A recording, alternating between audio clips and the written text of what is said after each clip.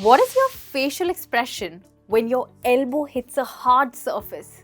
Oops, that's to wince with pain. Okay, what is your expression when you're hiding something? Well, I do it like that's to purse your lips. Hey everybody, this is Michelle, and today you're going to learn to talk about some everyday facial expressions. In another lesson, you looked at some common emojis with me, and today you're going to look at facial expressions that we make every day. Trust me, it's going to be so much fun. Let's begin the game where I express and you guess. So let's start with this one. As you already know, this is called pursed lips, and I told you that you usually do this facial expression when you're hiding something from somebody. So when you bring your lips into your mouth like this, sometimes it's when you're angry with someone, or sometimes when you're trying to concentrate on something, or sometimes when you're worried about something. How's this going to happen? Okay, so this facial expression is really common and a lot of people make it, but they don't know the name. So that's pursed lips for you. So this is how you can use it in a sentence. You could say, his pursed lips told me that something was wrong, which means probably he was hiding something. And then you have this one, the opposite of pursed lips. Have you seen this in Instagram pictures? Well, I think you know what it's called. It's called the pout, P-O-U-T, pout. And what does it mean? Well, this is just the opposite of pursed lips. When you purse your lips, you bring them inside, but when you pout, you push them out. Oh, that kind of rhymes again. So it's like, right? Okay, think about Instagram photos. Pouting is such a trend there, and even teenagers who don't get what they want, they tend to pout like this. Like they want it, but they're not getting it. Okay, so you won't get what you want just by sitting there and pouting.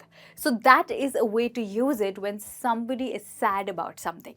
And when you pout for pictures, you could use it like this.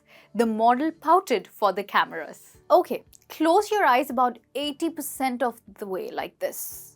What's this? Well, this is called squinting. You probably do it when you go out without your sunglasses on a really sunny day, or if you're looking at someone you hate, okay?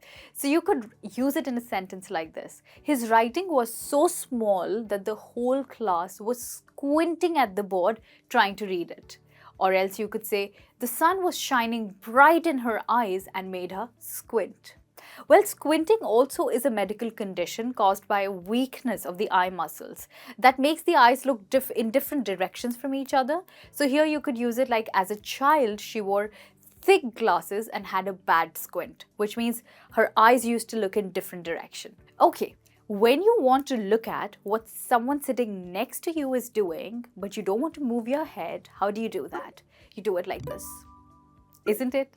This is called the sideways glance. You know, sometimes just to see what the other person is doing, but you don't want them to see that you're peeping into what they're doing. Although it's a bad habit, I admit, but people often tend to peep into someone's phone when they're sitting next to them without turning their head towards them. That's more precisely a sideways glance. And a sideways glance can be something positive or something negative.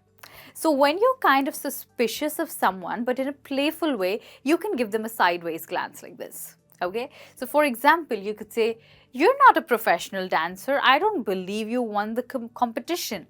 So you can say the same thing with a sideways glance like that. You're not a professional dancer. I don't think you won the competition.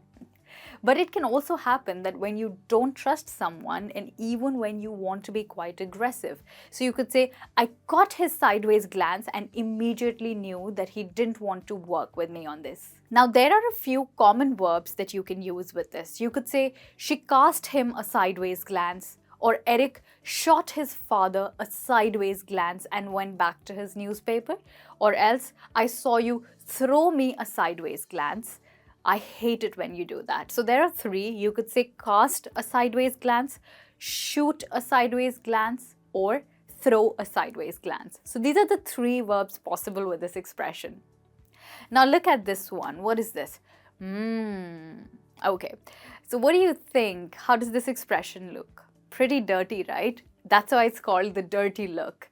So what do you do when someone does something you really hate? or when they've just said something horrible to you, you look at them in an angry way and you want them to know that you're not happy.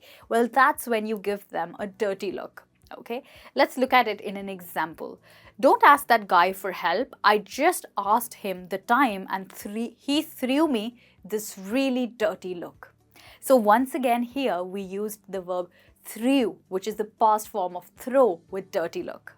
You know, there are some people in this world who somehow think they're superior, that they're better than everyone else, and then they try to look down their nose at others like this. Okay, this is called looking down your nose at someone. So for example, you could say, that store sucks.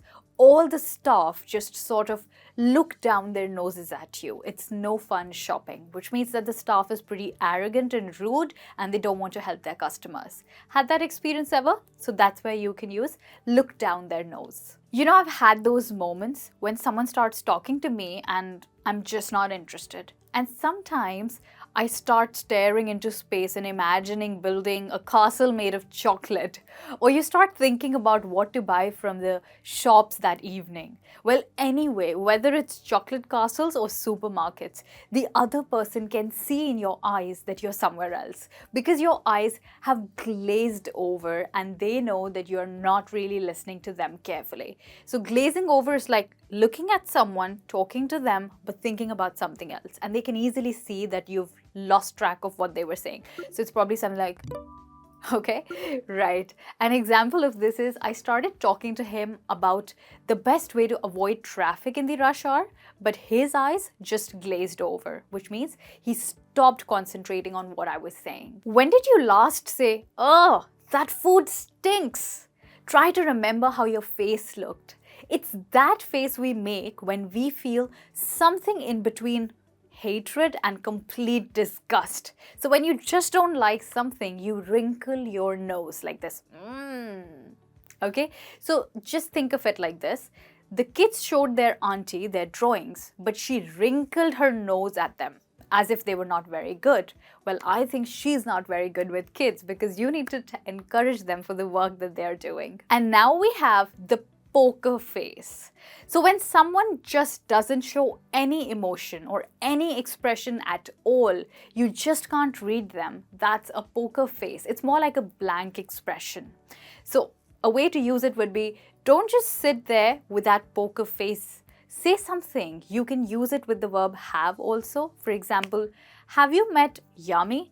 She's the one who constantly has a poker face. Even aliens could land outside her cafe and she wouldn't be surprised. Very similar to this one is neutral expression. It's just the same as a blank expression. You just can't tell what this person is thinking.